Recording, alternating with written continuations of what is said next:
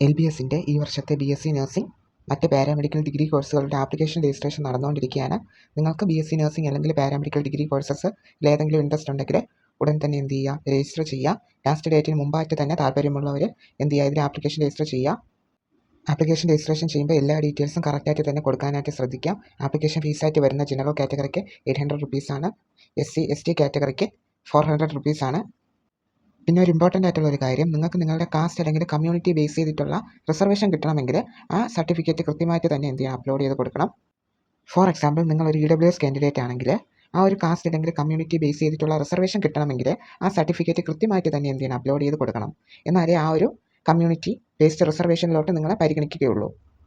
അപ്പം പലർക്കുള്ള ഒരു ഡൗട്ടാണ്, എന്താണ് ഈ റിസർവേഷൻ? ഇപ്പോൾ ഒരു കോളേജ് എടുത്തു കഴിഞ്ഞാൽ അതിൽ ഇത്ര പെർസെൻറ്റേജ് സീറ്റ് ഒരു നിശ്ചിത കമ്മ്യൂണിറ്റിക്ക് വേണ്ടി റിസർവ് ചെയ്ത് വെച്ചിട്ടുണ്ട്. എന്ന് വെച്ചാൽ ആ ഒരു കമ്മ്യൂണിറ്റിക്ക് വേണ്ടി മാത്രമായിട്ട് ഇത്ര പെർസെൻറ്റേജ് സീറ്റ് അവിടെ മാറ്റി വെച്ചിട്ടുണ്ട്.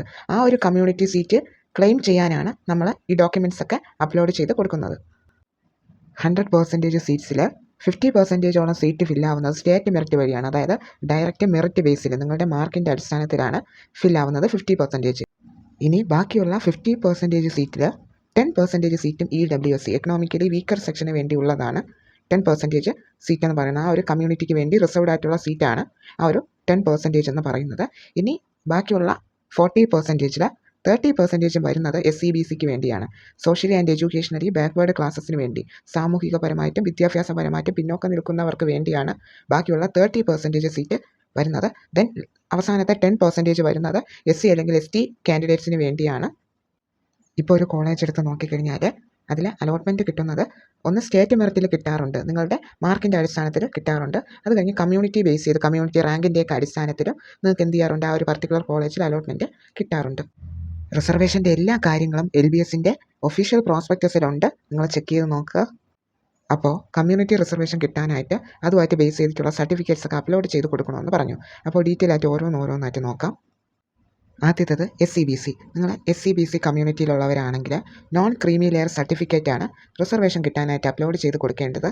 സ്റ്റേറ്റ് എഡ്യൂക്കേഷൻ പർപ്പസിന് വേണ്ടിയുള്ള നോൺ ക്രീമി ലെയർ സർട്ടിഫിക്കറ്റാണ് അപ്ലോഡ് ചെയ്ത് കൊടുക്കേണ്ടത്. പിന്നെ പ്രത്യേകം ശ്രദ്ധിക്കുക, non creamy layer certificate June 30, 2025 ശേഷമുള്ളതായിരിക്കണം നിങ്ങൾ അപ്ലോഡ് ചെയ്ത് കൊടുക്കേണ്ടത്. എന്നാൽ മാത്രമേ എന്ത് ചെയ്യത്തുള്ളൂ, അക്സെപ്റ്റ് ചെയ്യത്തുള്ളൂ.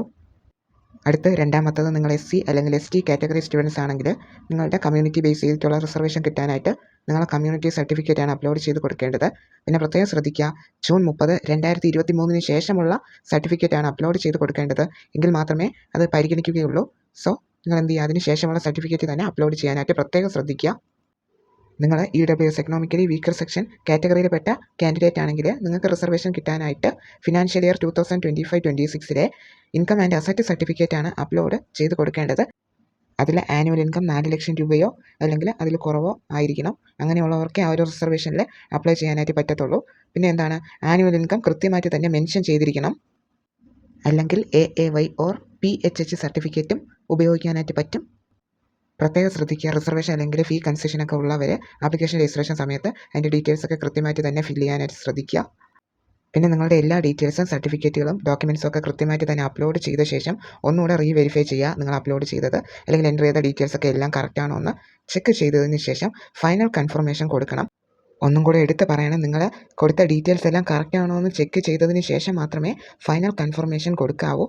നിങ്ങൾ ഫൈനൽ കൺഫർമേഷൻ കൊടുത്തതിന് ശേഷം മാറ്റമൊന്നും അനുവദിക്കില്ല. പിന്നെ ഫൈനൽ കൺഫർമേഷൻ കൊടുക്കാത്തവരുടെ ആപ്ലിക്കേഷനും എന്ത് ചെയ്യത്തില്ല, അവർ പരിഗണിക്കത്തില്ല. അതുകൊണ്ട് എല്ലാവരും ഫൈനൽ കൺഫർമേഷൻ കൊടുത്തു എന്ന് ഉറപ്പ് വരുത്തണം. പിന്നെ ടെൻറ്റേറ്റീവ് ഷെഡ്യൂൾ ഇവിടെ കൊടുത്തിട്ടുണ്ട്, എല്ലാവരും ചെക്ക് ചെയ്ത് നോക്കുക. ഇതിൽ ആപ്ലിക്കേഷൻ രജിസ്ട്രേഷനും സബ്മിഷനും ഫീ പേയ്മെൻറ്റും ഒക്കെ ചെയ്യേണ്ട ഡേറ്റ് കൊടുത്തിട്ടുള്ളത് ജൂൺ 11 മുതൽ ജൂൺ 30 വരെയാണ്. അത് കഴിഞ്ഞ് പേഴ്സണൽ ആൻഡ് അക്കാഡമിക് ഡേറ്റ രജിസ്ട്രേഷനും ജൂൺ 11 മുതൽ ജൂലൈ 2 തീയതി വരെയാണ്. ഇനി ഫൈനൽ സബ്മിഷൻ കൊടുക്കാനുള്ള ലാസ്റ്റ് ഡേറ്റ് ജൂലൈ 2 തീയതിയാണ്. പിന്നെ എന്താണ്, വെരിഫിക്കേഷന് ശേഷം നിങ്ങളുടെ personal and academic data publish ചെയ്യുന്നത് ജൂലൈ 20 തീയതിയാണ്. പിന്നെ കംപ്ലയിൻസ് എന്തെങ്കിലും ഉണ്ടെങ്കിൽ അത് കറക്റ്റ് ചെയ്യാനുള്ള ലാസ്റ്റ് ഡേറ്റ് ഏതുവരെയാണ്, ജൂലൈ 25 വരെയാണ് എഴുതിയിരിക്കുന്നത്. ഇനി അടുത്ത റാങ്ക് ലിസ്റ്റ് പബ്ലിഷ് ചെയ്യുന്നത്, പ്രൊവിഷണൽ റാങ്ക് ലിസ്റ്റ് പബ്ലിഷ് ചെയ്യുന്നത് ഓഗസ്റ്റ് 7 തീയതി, ഫൈനൽ ആഗസ്റ്റ് 14 തീയതി, ഓപ്ഷൻ രജിസ്ട്രേഷൻ ആഗസ്റ്റ് 14 മുതൽ ആഗസ്റ്റ് 18 തീയതി 5 മണി വരെ, ട്രയൽ അലോട്ട്മെൻറ്റ് ആഗസ്റ്റ് 19, ഓപ്ഷൻ രജിസ്ട്രേഷനും മോഡിഫിക്കേഷനും റീഅറേഞ്ച്മെൻറ്റും ആഗസ്റ്റ് 19 മുതൽ ആഗസ്റ്റ് 30 വരെയാണ്. അടുത്ത ഫസ്റ്റ് അലോട്ട്മെൻറ്റ് പബ്ലിഷ് ചെയ്യുന്നത് സെപ്റ്റംബർ 1 തീയതി. അത് കഴിഞ്ഞ് ഫീസ് പേ ചെയ്യേണ്ടതും ഓപ്ഷൻ റീഅറേഞ്ച് ചെയ്യേണ്ടതും ലാസ്റ്റ് ഡേറ്റ് എന്ന് പറയുന്നത് സെപ്റ്റംബർ 5 വരെയാണ്. അത് കഴിഞ്ഞ് സെക്കൻഡ് അലോട്ട്മെൻറ്റ് പബ്ലിഷ് ചെയ്യുന്നത് സെപ്റ്റംബർ 8. അതിൻ്റെ ഫീ പേയ്മെൻറ്റും ഓപ്ഷൻ റീഅറേഞ്ച്മെൻറ്റും സെപ്റ്റംബർ 11 വരെയാണ്. തേർഡ് അലോട്ട്മെൻറ്റ് പബ്ലിഷ് ചെയ്യുന്നത് സെപ്റ്റംബർ 15 അതിൻ്റെ ഫീസ് അടയ്ക്കേണ്ടത് സെപ്റ്റംബർ 17 വരെയാണ്. കോളേജിൽ ജോയിൻ ചെയ്യേണ്ടത് സെപ്റ്റംബർ 19 വരെ സമയമുണ്ട്. ആ ഒരു ഡേറ്റിനുള്ളിൽ ജോയിൻ ചെയ്യാം. തേർഡ് അലോട്ട്മെൻറ്റിന് ശേഷം വേക്കൻറ്റ് സീറ്റൊക്കെ വരികയാണെങ്കിൽ സ്പെഷ്യൽ ആൻഡ് സ്പോട്ട് അലോട്ട്മെൻ്റ് ഒക്കെ നടത്തി വേക്കൻറ്റ് സീറ്റിനെ ഫിൽ ചെയ്യുന്നതായിരിക്കും. അതുപോലെ തന്നെ ഇതൊരു താൽക്കാലികമായിട്ടുള്ള ഷെഡ്യൂളാണ്. ചിലപ്പോൾ ഡേറ്റിന് അങ്ങോട്ടും ഇങ്ങോട്ടൊക്കെ മാറ്റം വരാം. ഇപ്പോൾ LBSൻ്റെ ആപ്ലിക്കേഷൻ രജിസ്ട്രേഷൻ നടന്നുകൊണ്ടിരിക്കുകയാണ്, നേരത്തെ പറഞ്ഞതുപോലെ. അപ്പോൾ നിങ്ങൾ രജിസ്റ്റർ ചെയ്യാത്തവരാണെങ്കിൽ ഉടനെ തന്നെ രജിസ്റ്റർ ചെയ്യുക. അത് മാത്രമല്ല, നിങ്ങൾക്ക് രജിസ്റ്റർ ചെയ്യാനായിട്ട് LBS സൈറ്റിൽ കയറി ടോപ്പിൽ 3 ലൈൻസിൽ ക്ലിക്ക് ചെയ്യുമ്പോൾ ന്യൂ രജിസ്ട്രേഷൻ എന്ന് പറയുന്ന ഓപ്ഷൻ ഉപയോഗിച്ച് നിങ്ങൾക്ക് രജിസ്റ്റർ ചെയ്യാം. നിങ്ങളുടെ ഡീറ്റെയിൽസും കാര്യങ്ങളൊക്കെ കൊടുത്ത് അവിടെ രജിസ്റ്റർ ചെയ്യാം. ഫീ പേയ്മെൻറ്റ് ചെയ്യാനായിട്ട് അതിന് തൊട്ട് താഴെ ആപ്ലിക്കേഷൻ ഫീ പേയ്മെൻറ്റ് എന്ന ഓപ്ഷൻ ഉണ്ട്. അതിൽ ക്ലിക്ക് ചെയ്ത് നിങ്ങൾക്ക് നിങ്ങളുടെ ആപ്ലിക്കേഷൻ ഫീ പേയ്മെൻറ്റ് ചെയ്യാനായിട്ട് സാധിക്കും. അത് കഴിഞ്ഞതിന് ശേഷം ലോഗിൻ ചെയ്യാനായിട്ട് ലോഗിൻ ഓപ്ഷൻ ഉണ്ട്. നിങ്ങളുടെ ആപ്ലിക്കേഷൻ നമ്പർ, രജിസ്റ്റർ ID, പാസ്വേഡൊക്കെ കൊടുത്ത് ലോഗിൻ ചെയ്ത് നിങ്ങളുടെ ആപ്ലിക്കേഷൻ സ്റ്റാറ്റസ് ഒക്കെ ചെക്ക് ചെയ്യാനായിട്ട് നിങ്ങൾക്ക് പറ്റും. ലോഗിൻ ചെയ്യുമ്പോൾ നിങ്ങളുടെ ആപ്ലിക്കേഷൻ സ്റ്റാറ്റസിൽ ഫൈനൽ കൺഫർമേഷൻ ചെയ്തിട്ടുണ്ടെങ്കിൽ ഫൈനൽ കൺഫർമേഷൻ ഡൺ എന്ന് പറഞ്ഞ് അവിടെ കാണിക്കുന്നതായിരിക്കും. പിന്നെ നോക്കുമ്പോൾ വെരിഫിക്കേഷൻ സ്റ്റാറ്റസ് നോട്ട് കംപ്ലീറ്റ് എന്നായിരിക്കും കാണിക്കുന്നത്. അതിന് കാരണം എന്ന് പറഞ്ഞാൽ ഇപ്പോൾ ആപ്ലിക്കേഷൻ രജിസ്ട്രേഷൻ നടന്നുകൊണ്ടിരിക്കുകയാണ്. ആപ്ലിക്കേഷൻ രജിസ്ട്രേഷൻ കഴിഞ്ഞതിന് ശേഷം LBS നിങ്ങളുടെ ഓരോ ആപ്ലിക്കേഷനും ചെക്ക് ചെയ്യുന്നതായിരിക്കും. നിങ്ങൾ കൊടുത്ത ഓരോ ഡീറ്റെയിൽസും അപ്ലോഡ് ചെയ്ത എല്ലാ ഡോക്യുമെൻറ്റ്സും ചെക്ക് ചെയ്ത് അവർക്ക് നിങ്ങളുടെ ആപ്ലിക്കേഷനിൽ തെറ്റൊന്നും കണ്ടുപിടിക്കാൻ പറ്റില്ല എങ്കിൽ നിങ്ങളുടെ വെരിഫിക്കേഷൻ സ്റ്റാറ്റസിൽ ആപ്ലിക്കേഷൻ അക്സെപ്റ്റഡ് പ്രൊവിഷണലി എന്നായിരിക്കും കാണിക്കുന്നത്. ദാറ്റ് മീൻസ് അവർ നിങ്ങളുടെ ആപ്ലിക്കേഷൻ അക്സെപ്റ്റ് ചെയ്തു എന്നാണ് അതിൻ്റെ അർത്ഥം. പിന്നെ വെരിഫിക്കേഷൻ സ്റ്റാറ്റസിൽ റിജക്റ്റഡ് എന്ന് കാണിക്കാനും ചാൻസസ് ഉണ്ട്. നിങ്ങൾ എന്തെങ്കിലും ഡോക്യുമെൻറ്റ്സ് തെറ്റായിട്ട് അപ്ലോഡ് ചെയ്താലോ അവർ പറയുന്ന ഡേറ്റിനുള്ളിലുള്ളതല്ലാതെ വേറെ ഏതെങ്കിലും ഡോക്യുമെൻറ്റ്സ് അപ്ലോഡ് ചെയ്താലോ അത് അവർ റിജക്റ്റ് ചെയ്യുന്നതായിരിക്കും. അങ്ങനെ റിജക്റ്റ് ചെയ്താൽ റിമാർക്സ് എന്ന് പറയുന്ന കോളത്തിൽ താഴെ മെൻഷൻ ചെയ്തിരിക്കും ഏത് ഡോക്യുമെൻറ്റാണ് അപ്ലോഡ് ചെയ്തത് റോങ് ആയിപ്പോയത്, അല്ലെങ്കിൽ എന്ത് ഡീറ്റെയിൽസ് കൊടുത്തപ്പോഴാണ് റോങ് ആയതെന്ന് പ്രോപ്പറായിട്ട് തന്നെ റിമാർക്സ് എന്ന് പറയുന്ന കോളത്തിൽ മെൻഷൻ ചെയ്തിരിക്കും. സോ അതിൻ്റെ തൊട്ട് അപ്പുറത്ത് തന്നെ അപ്ലോഡ് ചെയ്യാനുള്ള ഓപ്ഷൻ കൂടെ കൊടുത്തിട്ടുണ്ടാവും. റിമാർക്സ് എന്താണെന്ന് മനസ്സിലാക്കി കറക്റ്റായിട്ടുള്ള ഡോക്യുമെൻറ്റ് ആ ഒരു ഓപ്ഷൻ യൂസ് ചെയ്ത് അപ്ലോഡ് ചെയ്ത് കൊടുക്കണം. വീണ്ടും അവർ ചെക്ക് ചെയ്തതിന് ശേഷം നിങ്ങളുടെ വെരിഫിക്കേഷൻ സ്റ്റാറ്റസ് അപ്ഡേറ്റ് ആവുന്നതായിരിക്കും. പിന്നെ അക്സെപ്റ്റഡ് ഡേറ്റ നോട്ട് പബ്ലിഷ്ഡ് എന്നായിരിക്കും കാണിക്കുന്നത്. അത് ഈ വെരിഫിക്കേഷനൊക്കെ കംപ്ലീറ്റ് ആയതിനു ശേഷം അവർ നിങ്ങളുടെ ഡേറ്റാസ് എല്ലാം ചെക്ക് ചെയ്തതിന് ശേഷം അക്സെപ്റ്റഡ് ഡേറ്റ പബ്ലിഷ് ചെയ്യും. അപ്പോൾ ഇത്രയും കാര്യങ്ങളാണ് പറയാനുള്ളത്. എല്ലാവർക്കും പറഞ്ഞ കാര്യങ്ങൾ മനസ്സിലായെന്ന് വിശ്വസിക്കുന്നു. ആപ്ലിക്കേഷൻ രജിസ്ട്രേഷൻ നടന്നുകൊണ്ടിരിക്കുകയാണ്. എല്ലാവരും സാവധാനം സമയമെടുത്ത് തന്നെ ആപ്ലിക്കേഷൻ രജിസ്ട്രേഷൻ ചെയ്യുക.